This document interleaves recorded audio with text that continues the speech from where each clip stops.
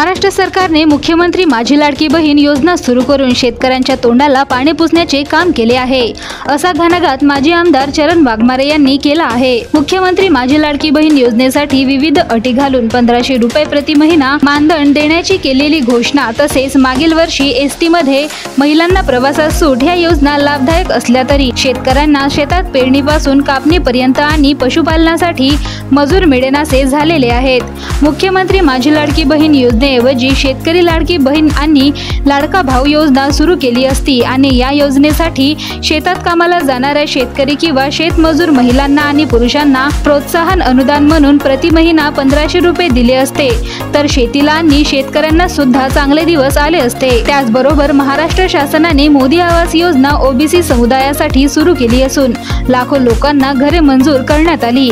घरे मंजूर झाली म्हणून अनेकांनी आपले जुने घर उधळले आणि पहिला हप्ता मिळाला आणि बांधकाम सुरू केले, पण कित्येकांना दुसरा हप्ता मिळालाच नाही। काही लाभार्थी तिसऱ्या हप्त्याची वाट पाहत आहेत। महाराष्ट्र सरकारने दूध उत्पादकांना लिटर मागे 5 रुपये अनुदान देण्याची घोषणा केली असली तरी या योजनेत ज्यांनी रजिस्ट्रेशन शासकीय प्रथमोपचार केंद्राकडून आधार लिंक करून कलेक्शन सेंटरला देण्यात येतात, तसेच जे कलेक्शन सेंटरवाले शासनाला दूध उत्पादनाचा डेटा एक्सेल शीटवर रेकॉर्ड करून देतात, अशांनाच 5 रुपये प्रति लिटर मागे अनुदान मिळते।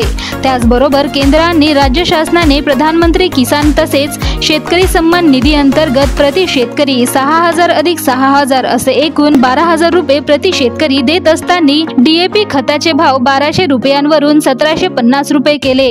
एका बॅगवर 550 रुपये वाढविले। अगोदर युरियाची 250 रुपयांची 500 किलोची बॅग होती, आता 300 रुपयात 45 किलो केली। बियाणाच्या किमती वाढविल्या, कीटकनाशक औषधींचे भाव वाढविले। एकंदरीत शेतकरी सन्मान निधीच्या बदल्यात खतांच्या किमती वाढवून शेतकऱ्यांची सर्रास लूट सुरू आहे। सत्तेच्या जोरावर वीज वितरण कंपनीच्या माध्यमातून सर्वसाधारण जनतेला लुटण्याचे कार्य सुरू असून हे थांबविण्याची गरज झालेली आहे।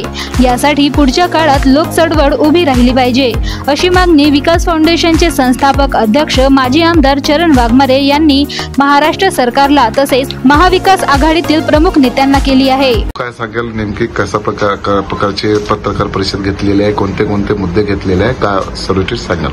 राज्य सरकारने मुख्यमंत्री लाडली बहीण योजना आणली।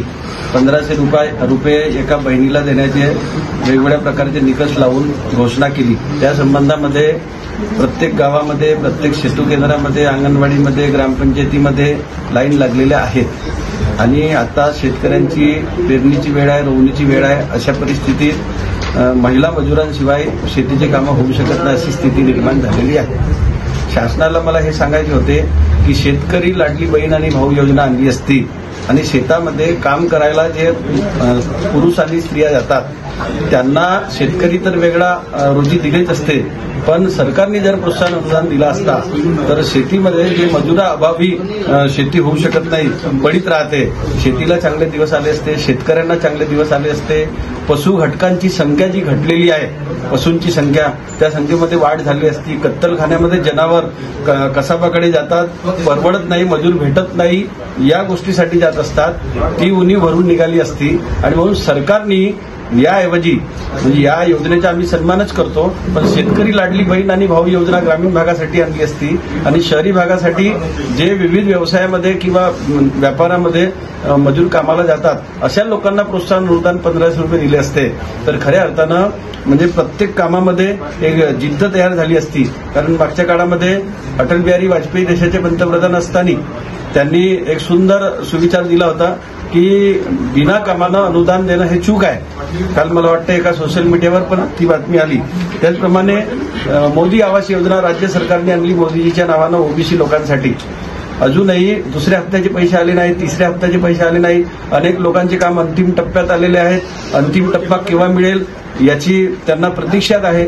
बारिश सुरू झालेली आहे, सगळ्यांचे बारिशमध्ये घरं उघड्यावर आहेत आणि सरकारचा अनुदान तिथपर्यंत पोहोचला नाही।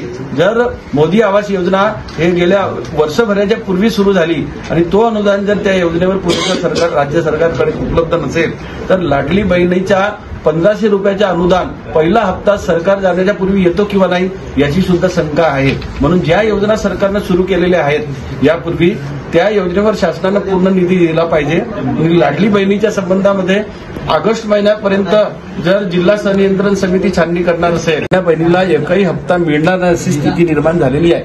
दुधावर शासनानं जे 5 रुपये अनुदान देण्याची घोषणा केली, काही विशिष्ट शेतकऱ्यांना ज्यांचे अकाउंट ऑनलाईन आहेत किंवा ज्यांच्या डेऱ्या ऑनलाईन आहेत की आणि सरकारच्या सेंटरशी जोडलेल्या आहेत, म्हणजे ऑनलाईन जोडलेल्या शासनाशी, अशा दूध उत्पादक शेतकऱ्यांना त्याचा लाभ होणार आहे. आमची मागणी आहे की सरसकट सगळ्या दूध उत्पादक शेतकऱ्यांना हा 5 रुपयाचा अनुदान द्यावा. अन्यथा दुधावर एमएसपी जाहीर करावी.